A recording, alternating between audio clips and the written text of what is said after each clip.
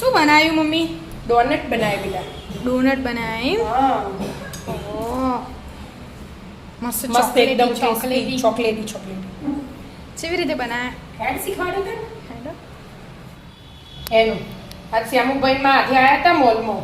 બરાબર. હું સામાન લેવા જઈ હતી તો એકન ડોનટ જોઈ છે. તે કે મમ્મી લઈ આપ તો હું તો 10-15 મિનિટનું કોમ લે તને ઘેર જતા હોત પહેલા બનાવી આપું.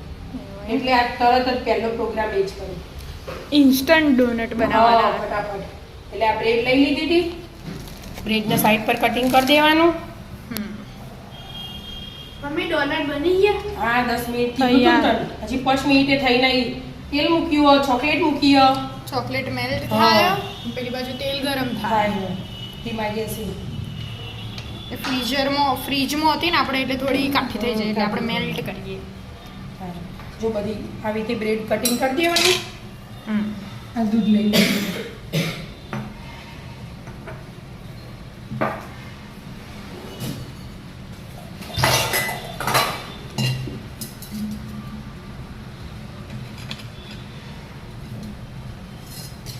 દૂધમાં આમ પલાળીએ ને આપણે તો એ ચાલે અને ઉપરથી દૂધ રેડીએ ને તોય તો ચાલે એ છે. ચાલે.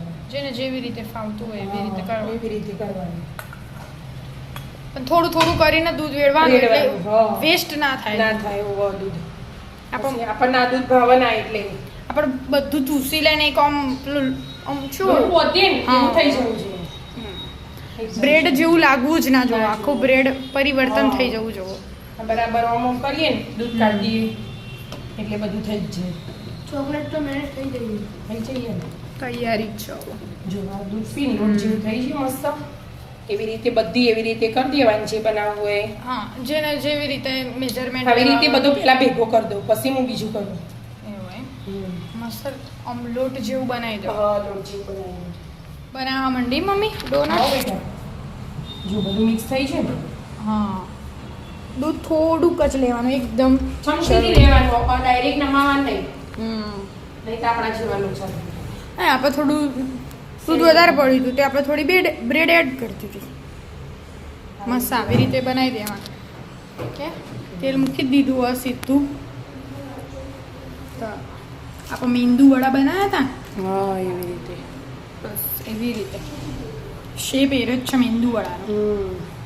આવી રીતે બધા બનાવી મૂકી દઉં તેલમાં ક્રિસ્પી કરવાના હોય ક્રિસ્પી કરવાનું. ધીમા ગેસે. તો જ ક્રિસ્પી થાય કે હા ગેસ ધીમો રાખવાનો. શ્યામુભાઈ ચાલશે ને એટલા જ થશે. હા તો ચાલશે એમાં તો હતો ને મસ્ત આવી રીતે કરી દેવાનું. બીજી બાજુ ફેવરીને બીજી બાજુ કરી દેવાનું. મસ્ત ડોનટ તૈયાર. મૂકી દો આમાં.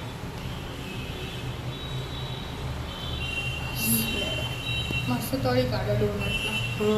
મમ્મી ક્રિસ્પી થયા? હા મસ્ત છે. હા ક્રિસ્પી થયા. બરાબર બ્રાઉન કરવાના હોય.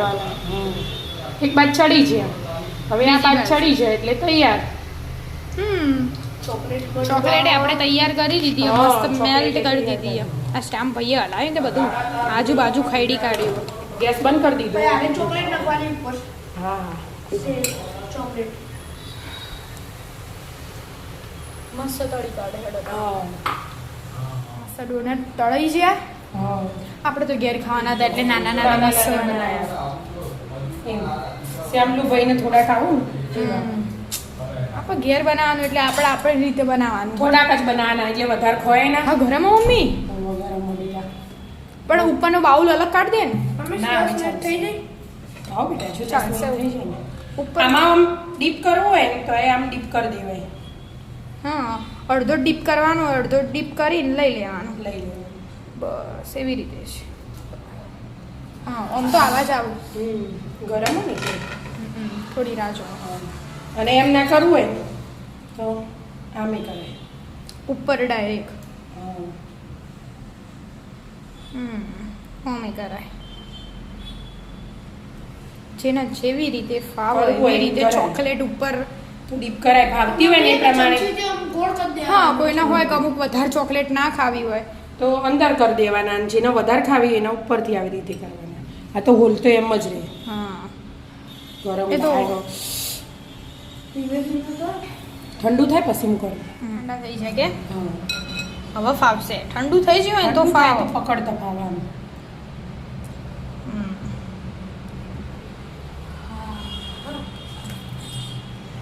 અંદર ડીપ કરીને ઝાડુ ફાવા